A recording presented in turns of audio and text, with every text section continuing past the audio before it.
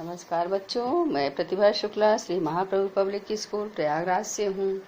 आपने देखा कि पिछली कक्षा में हमने आपको कवित्री ललित के जीवन परिचय और वाक कविता की जानकारी दी कि वाक कविता में इन्होंने 4 अवार्ड दिए हैं कवित्री ललित ने, और उनका मैंने आपको चारों वाक के सार को समझाया था।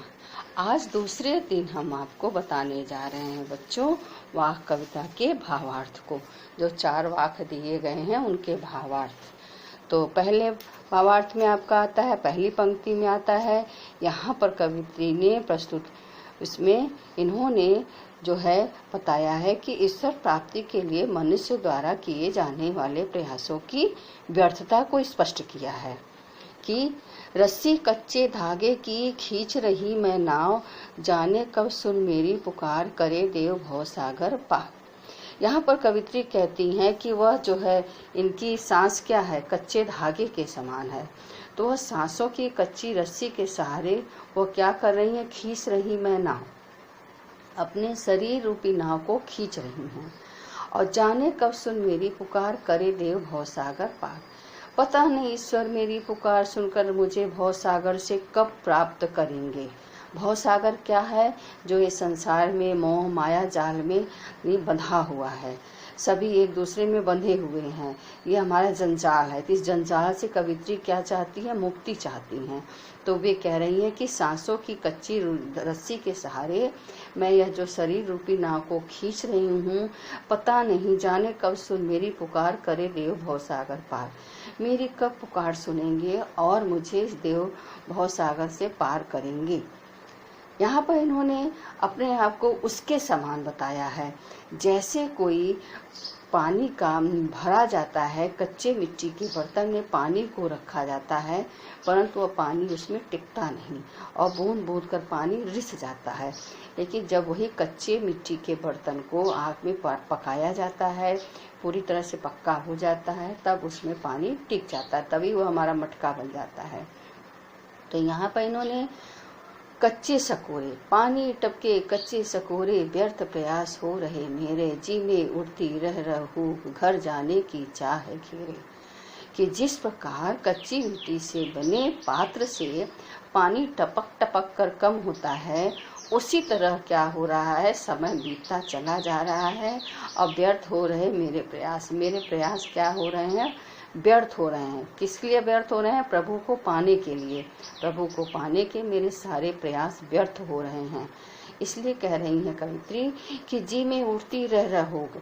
कवित्री के मन में बार बार हुक, हुक मतलब पीड़ा, कवित्री के मन में बार बार एक पीड़ा उठ रही है कि कब इस नश्वर संसार को छोड़कर, संसार क्या है हमारा नश्वर, कहा जाता है कि संसार में जन्म लिया है तो एक दिन मरण निश्चित ही है।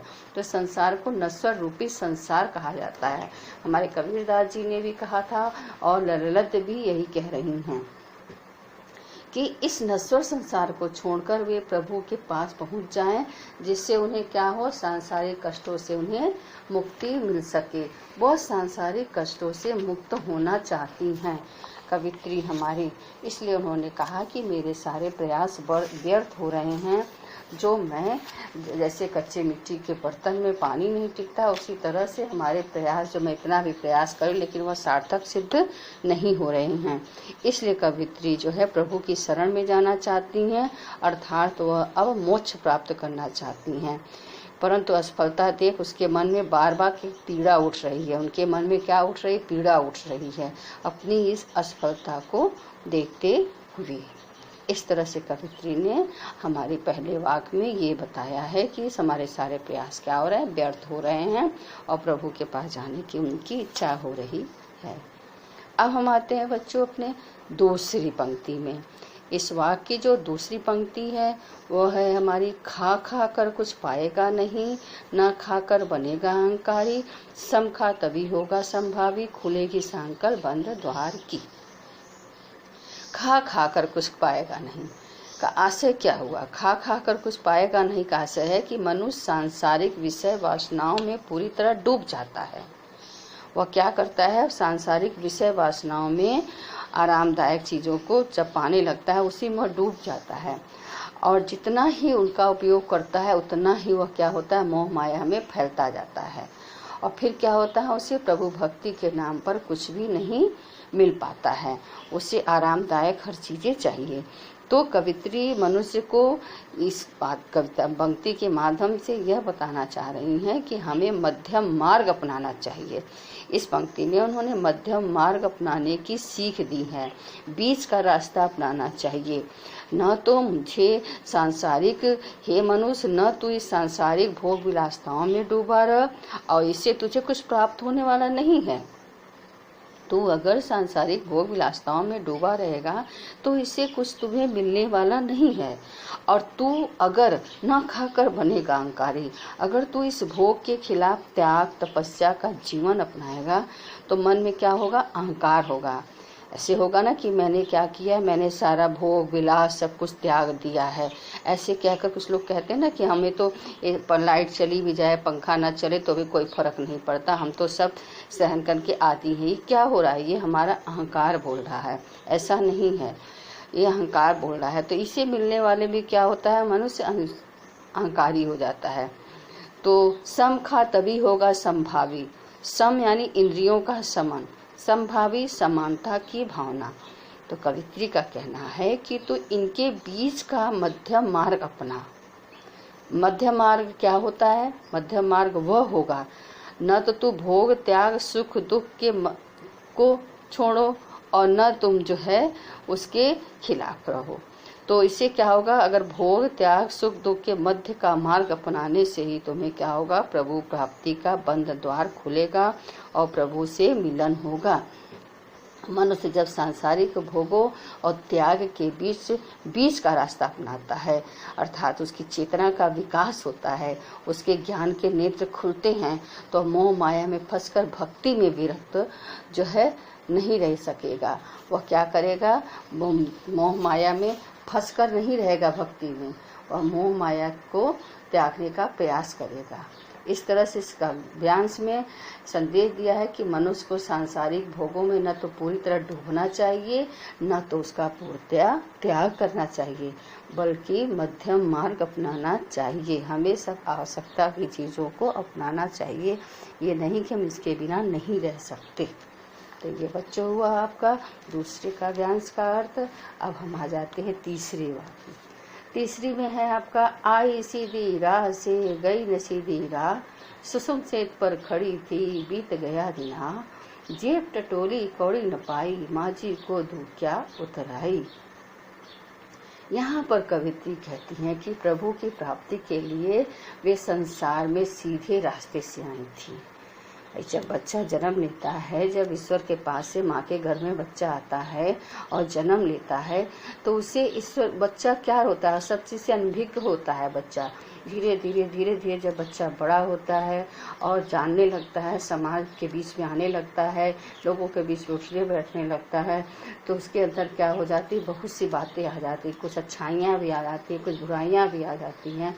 तो यहाँ कवित्री का कहने का मतलब यही है कि प्रभु प्राप्ति के लिए वह संसार में सीधे रास्ते से आई थी, किंतु यहाँ आकर मोह माया आदि सांसारिक उलझनों में फंसकर उन्होंने क्या हुआ, वे अपना रास्ता भूल गई कि प्रभु ने हमें किस लिए भेजा था, उनका क्या मकसद था भेजना, वह सब भूल गई और मोह माया के उलझनों में फंसकर रह गई।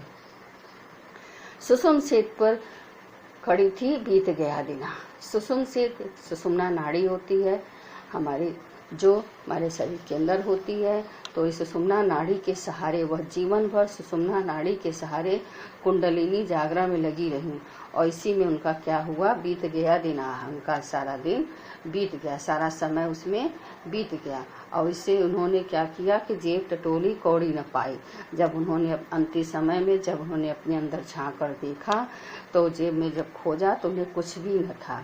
और उतनी चिंता सता रही है कवित्री को कि माझी को दूं क्या उतराई, कि अब इस भव सागर से पार उतारने वाले जो प्रभु हैं, प्रभु कौन है हमारे, माझी, नाविक, नाविक को बोलते हैं ना माझी। तो यहाँ पर हमारा नाविक कौन है, जो हमें पार उतारने वाला, जीवन रूपी नैया से पार उतारने वाला कौन है, प्रभु है।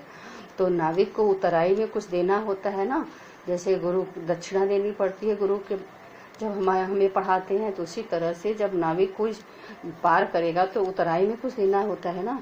तो इसीलिए आप इनका कहने का मतलब है कि भव सागर से पार उतारने वाले प्रभु रूपी माझी को उतराई में क्या देंगी।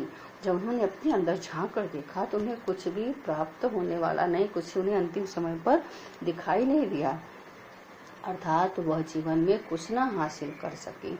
और इसका कवित्री को बड़ा अफसोस है कि जेब टटोली कौड़ी न पाई, माझी को दूं क्या उतराई। और इस तरह से उन्होंने कहा कि जो उन्होंने क्या किया था, प्रभु प्राप्ति के लिए हठ योग का मार्ग अपनाया था।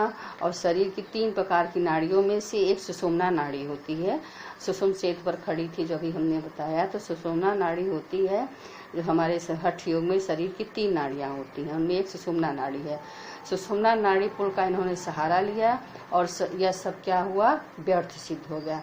इससे प्रभु प्राप्ति ने होने वाला सारा समय क्या हो गया, इनका सारा व्यर्थ समय नष्ट हो गया, बेकार चला गया। इसका कवित्री को बड़ा अफसोस है। इसलिए इन्होंने माझी जो है अपने सदगुरु को कहा है और प्रभु को कहा है, जो भवसागर से पार कर देने वाला होता है। हमारे इस शरीर से मुक्ति दिलाने वाला कौन है, प्रभु है। प्रभु ही हमें जो है पृथ्वी पर ले आते हैं और वही हमें इस पृथ्वी से ले जाते हैं।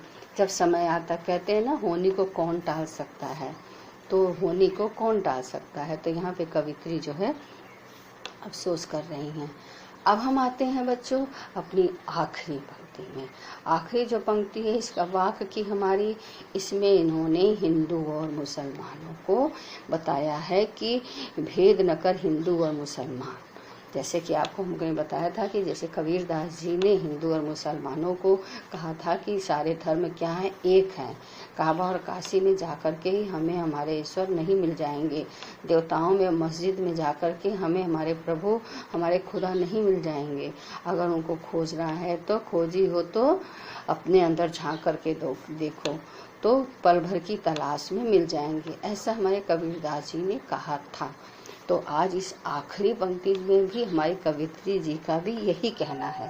कवित्री ने भी यही कहा है कि थर थर में बसता है शिव ही, भेद न कर क्या हिंदू मुसलमान, ज्ञानी है तो स्वयं को जान, वही है साहिब से पहचान। ईश्वर की सर्वत्र उपस्थिति के बारे में बताती हैं कवित्री कि हर स्थान पर वे व्याप्त है, वे सर्वव्यापी हैं। शिव कौन है, शंकर जी ने शिव है इनके प्रभु। तो हे मनुष्य तू क्या कर रहा है, भेद न कर क्या हिंदू मुसलमान। हे मनुष्य तू धार्मिक आधार पर हिंदू मुसलमान का भेदभाव त्याग कर उसे अपना ले।